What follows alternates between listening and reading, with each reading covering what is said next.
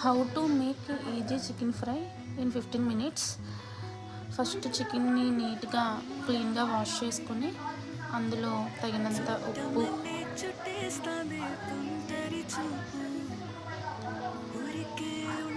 కారం, చిటికెడు పసుపు,